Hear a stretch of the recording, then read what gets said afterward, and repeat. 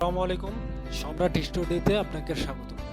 আজকে মূলত আলোচনা করব যে আমরা পিকচার থেকে কিভাবে পিডিএফ ফাইল তৈরি করতে পারবো সেই সম্পর্কে। তাই চলুন দেরি না করে ভিডিওটি শুরু করা যাক। সর্বপ্রথম আমরা পিকচার সিলেক্ট করব, আমরা যে পিকচারটি পিডিএফ করতে চাই।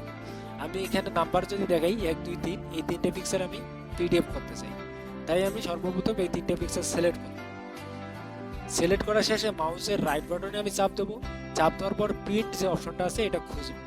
যেহেতু এখানে নাই সেহেতু শো মোর অপশন এখানে চাপ দেবো।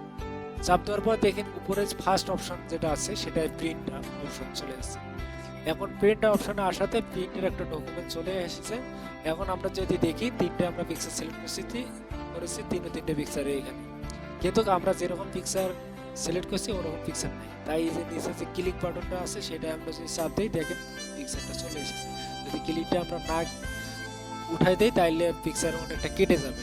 আর এগুলো বিভিন্ন অপশন, আপনারা চাইলে একসাথে দুইটা পিকচার এবং বিভিন্ন সাইজে অ্যাড করতে পারবেন সেগুলো। আর আমরা যদি প্রিন্ট অপশনে যাই, দেখেন প্রিন্ট অপশনে গেলে অবশ্যই আমাদেরকে মাইক্রোসফট প্রিন্ট টু পিডিএফ এখানেই চাপ দিতে হবে, এখানেই সিলেক্ট করতে হবে। তারপর হচ্ছে লেটার পেপার সাইজ, লেটারে ঠিক আছে, কোয়ান্টিটি আপনার হচ্ছে ওখানে কিছু সাইজ আছে, সাইজটা ঠিক, কোনো কিছু করার দরকার নেই।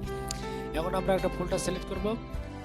প্রথমে প্রিন্টে চাপ দিয়ে একটা ফোল্ডার সিলেক্ট করব। ফোল্ডার সিলেক্ট করার পর যে নামে আমরা ফোল্ডার পিডিএফটা করব সেই পিডিএফের নামটা দিয়ে দিলাম। আমি সাপোজ শাহজাহান নামে একটা পিডিএফ করব, সেখানে পিডিএফটা করলাম এবং সেভ বাটনে চাপ দিলাম।